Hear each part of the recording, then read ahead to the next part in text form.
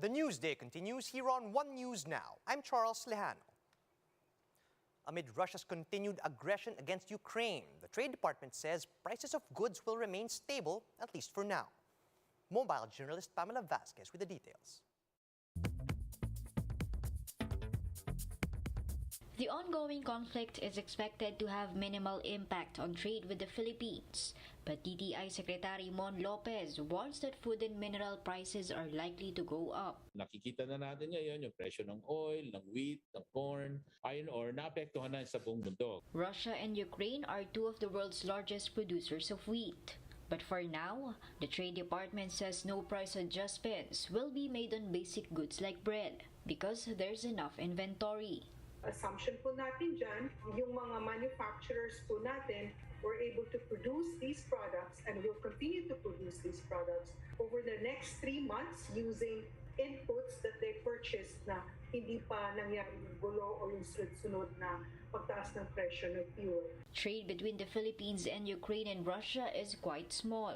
According to Lopez, Ukraine is only the country's 48th trading partner, while Russia sits at 27th place. The total trade between those two countries and us does not even reach $1 billion a year. They account for about 1/2 of 1%. So wala pang 1% of Philippine trade.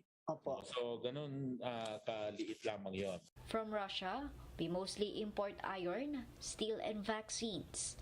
There's been no indication that the Philippines will impose sanctions on Russia like Western countries did. Lopez says they're also working with NEDA and other agencies to reduce the price of coal, which is still our biggest power source. Mobile journalist Pamela Vasquez, we are One News.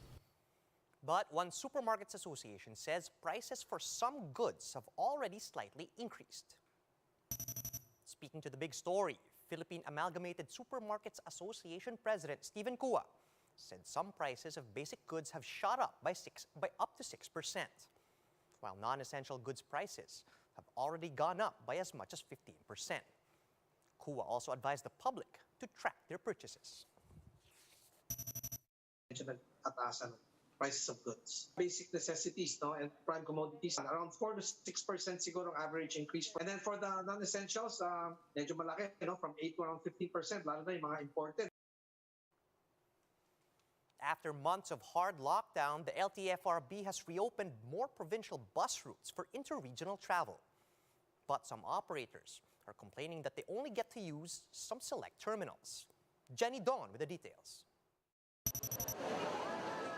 Traveling from Bataan to Cavite only used to take 7 hours for Godoy. Back then, he can get a bus along Araneta to make his way to Cavite. But following the LTFRB suspension of that route during the pandemic, he still had to make his way to Pitex in Parañaque in order to get a bus to Cavite.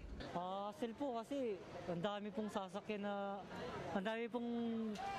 sasakyan ulit eh. Imbis na isang sakay na lang sana. But his dilemma is bound to change.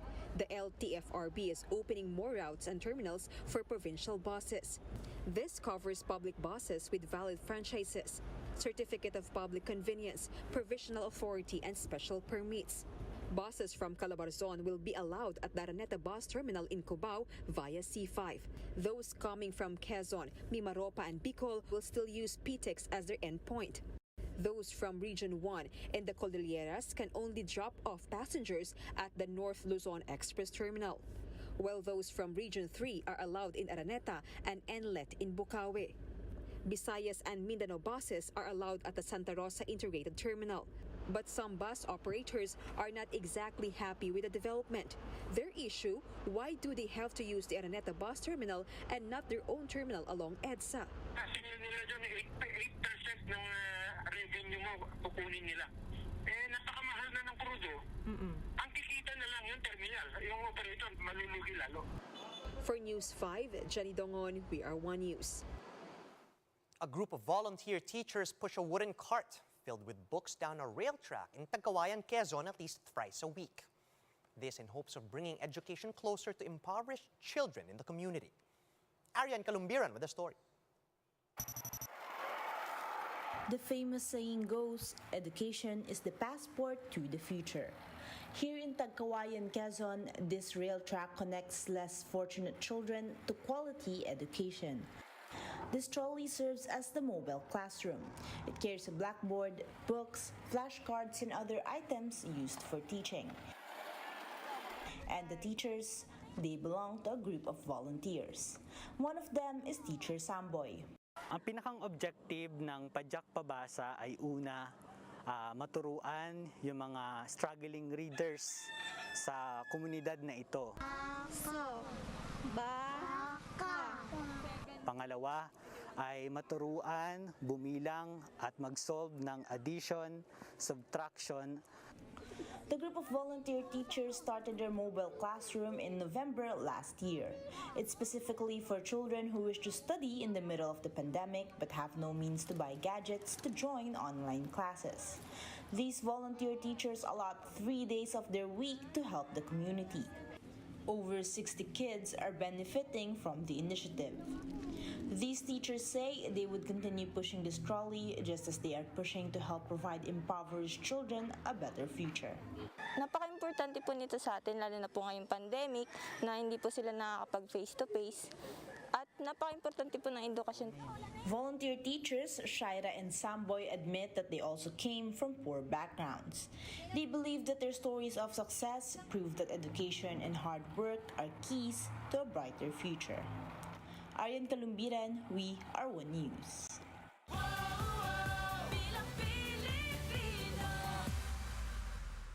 Former PNP chief and senatorial aspirant Guillermo Eleazar wants to improve the investigative capabilities of the police force if he gets elected. In an interview with 1PH's Wagpo, Eleazar also admitted that he's against any form of gambling.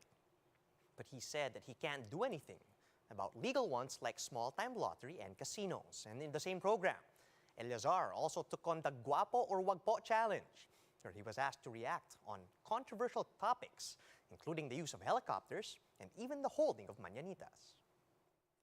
Yung nauna sa inyo, no? Pinalitan nyo, mañanita.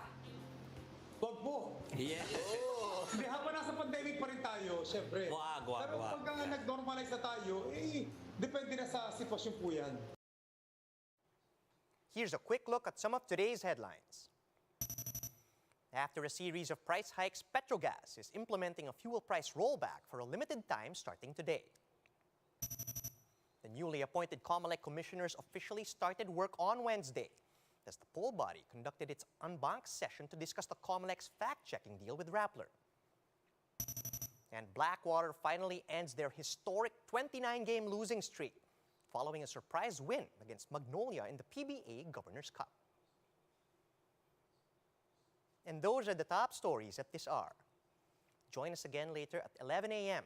as we continue to monitor the day's biggest stories. You can also catch One News on Signal Play. Just register for a free account at www.signalplay.com so you can stream One News live anytime and anywhere. I'm Charles Lejano. Mask on, wash hands, and stay safe, Philippines. We are One News.